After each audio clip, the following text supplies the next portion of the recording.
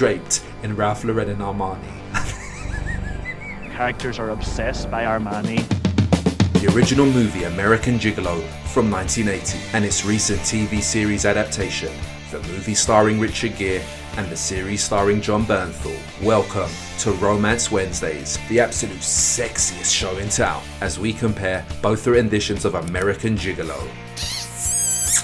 The movie, directed by Paul Schrader, depicting Gere as the male sex worker, catering to the elite of LA, is the flip side of the coin to Martin Scorsese's Taxi Driver, also written by Schrader. If De Niro is the ignored lonely man on the outs with society, at best window shopping a life he wishes he could have, the more glamorous Gere is LA faking it to make it, on the fringes of high society, but not at the epicenter of it, and thus expendable, just being used for his sexuality. The show updates this glamorous lonely man in the form of a brooding Bernthal, who spent considerable time in jail, now exonerated of his crime, attempting to readjust himself to modern day LA, conflicted between going back to what he does best, supposedly, or making a new life for himself. Producer David Hollander may have hit the mark with series Ray Donovan, but sadly he misses the mark with the TV rendition of American Gigolo. Having said that, this show actually kept my engagement for the majority of the series, the first series,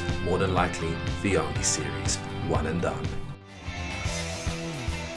The original American Gigolo was a love story of sorts, a conflicted gigolo falling for a bored housewife deprived of any excitement and sexual stimulation in her life. Back in 1980, Hollywood wasn't artistically flaccid and too afraid to put honest and unflinching depictions of human sexuality on screen. Whereas now, we have a complete drought in terms of brave romance/erotic genre entertainment. Nothing exemplifies this like the After series. We'll get to that. I see you! Right? Why you should leave? I see! You're cheating on me! Why are you always trying to find some light in me? Toxic masculinity! So either have a drink with me or go. I see! Of course, now is the time for a masterpiece like American Gigolo to be readapted. In an ideal world, we'd have a fresh new erotic thriller, but you might have noticed this ain't an ideal world. Thus Bernthal, playing the Gere character Julian Kay, in this version of American Gigolo, they've got a gigolo in name who doesn't actually want to be a male hooker. Like, what the f***? He was framed 15 years prior, back in the 2000s, then has suddenly been exonerated from prison. Now he's not suave and debonair like Gere, just brooding, and has this perpetual contemplative look on his face, like he's been through stuff. Oh, him so deep, him so multi-layered. No disrespect intended towards Jon Bernthal, but this naff archetype they've got in playing equals this show can't even work out its own identity. Let's break it down. Gere was this virile, layered Lothario that the bored housewife chick thought she could save, because initially he was this charmer and seducer who oozed sexuality. Bernthal in this is not that. Let's get it right. Nobody cares about the brooding bad boy type. That works on streaming shows and in movies, but not in reality, I'm afraid. In reality, you're not some multi-layered Han Solo type. You're just a spurgy introvert. No chick is gonna see you as a challenge and save the misunderstood bad boy as some kind of romantic project. You're not a jaded Humphrey Bogart smoking a cigarette in the corner, just a guy who's in his own head. You've got to show some moxie first, before the housewife, who's discontent with her provider husband, sees you as the lover she wants to invest in. Which brings me to the love interest, Gretchen Moller's Michelle. Bruv, no offense, but she was too old. I know this was set 15 years after the big love affair, and she's now stuck with her rich provider husband, raising her son, the biological offspring of her lover Julian. But either way, it just didn't work. If the son is meant to be 14, even though the actor was pushing 20, have an actress who's late 30s, early 40s. Molly's 50 and looks about 58. Julian's bordello-raised stepsister, Isabel, I'm not a madam, I'm a boss. was age appropriate and worked in both time frames as the sinister, psychopath stepsister who loves her quote brother romantically as much as she does platonically. That worked. The Lorenzo dude, again likable, but didn't have the seediness Bill Duke had as Julian's ex-pimp. Yeah, clientele, Julie, you rich pussy. Just like Rosie O'Donnell, more or less worked as the detective, But no one specific comes to mind? essentially reprising her role as the quick-witted social worker from I Know This Much Is True. Bernthal, when he was going back to his old ways, I loved the scene with the older tech CEO chick, conceptually at least. Delivery-wise, again, I like Bernthal, but he's the hooker who's a great set of ears to a frustrated, self-absorbed woman, an empathic listener more than a potent, sensual seducer. You see him listening to Shia LaBeouf chat shit for hours on his podcast. But it also reified this like you don't care. But it also reified this like you don't care. He brings that same energy to this show. Too much catering to millennial sensibilities. Women want a toxic bad boy, who's actually not that toxic, but a beautiful codependent, masquerading as a bad boy. Hence our good friend from After. Jane Austen's masterpiece, Pride and Prejudice. Pride and Prejudice. Elizabeth Bennet needs to chill. I destroy you! I think that it was the most revolutionary feminist novel I need you! that a woman of that era would have the strength to reject Darcy when he treated her poorly. What do you see? But to marry him was because she wouldn't stop throwing herself Throwing at him. herself at him? If he's this toxic bad boy, what the hell is he doing debating Pride and Prejudice and Jade Austen in a dumb lecture theatre doing a useless degree in self-entitled I'm too good to get a job studies? Compared to that, Bernthal should be the creme de la creme in terms of bad boy ladies man. But they've got him washing dishes with a hairpiece to spell out to us morons, hey guys, he's actually a loser. Okay, in the movie, the whole artistic merit is it's implicit that the Julian character is a loser, not explicit. Oh yeah, he drives the nice car in the nice suits through Beverly Hills, but he's actually kind of a loser. You don't actually need to make him the ex-convict guy from Heat working in the kitchen to spoon feed us that subtlety. So let's start off with the fact this is the definitive role for Richard Gere, not Pretty Woman. Pretty Woman, he's supposed to be the white knight savior women fantasize about, but ultimately, he's just a simp with grey hair who pays directly for it. In American Gigolo, he's the man women all over Southern California pay cash money to have sexies with. He's the man who achieved the monumental achievement of taking 3 hours to make a woman orgasm that hadn't orgasmed in 10 years. Not 5, not 6, not 7, 10. This woman hadn't had an orgasm in maybe 10 years. It took me 3 hours to get her off. Gere is the man who learns French and Swedish to woo European women. Je m'appelle Julien K. Hey, Selenia. Visiting Beverly Hills and thus embark on a process of exquisite sexual ecstasy with the man who's quote unquote draped in Ralph Lauren and Armani.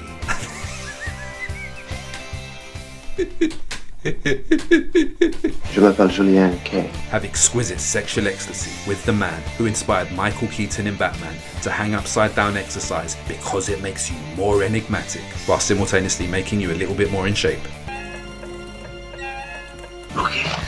The collective collaboration of Paul Schrader, Richard Gere and Giorgio Moroder, bringing us late 70s, early 80s cinematic, sleek and sexy filmmaking that would inspire the great film reviewers of the 90s, i.e. Mark Cousins. You've probably seen American Gigolo before because it's wonderful and there's always something more to see in it. I really love movies. You have to see it. The combination of Schrader, Gere, Moroder, the music man, the scrumptious symbiotic nucleus. Well, just as Gere likes to be looked at, 90s BBC Two legend, big up Mark Cousins. so Schrader, the writer-director of American Gigolo, likes to look. F***ing Gere, Richard f***ing Gere naked, hanging upside down on the f***ing wall. I love Gere, draped in Armani, yeah. The 80s Californian movie. The characters are obsessed by Armani. More seriously, American Gigolo is from a time when movies would tackle sexuality upfront and unapologetically. Gere's Julian is a sex worker with a shady past, possibly working with male clients as well as female, and it's just part of the picture, no big deal. Not look how progressive this movie is, just gloves off storytelling. Gere's Julian does what he's good at because he's aspiring to be part of the nouveau riche, and this is what can get him there. Of course, it's a Schrader picture, so the lonely man undertones are there, but in this picture, once again, implicitly, not explicitly. Example, Hector Elizondo, in the detective role, investigating the homicide Julian is being framed for. His gut instinct is that Gere is, quote, Guilty as sin.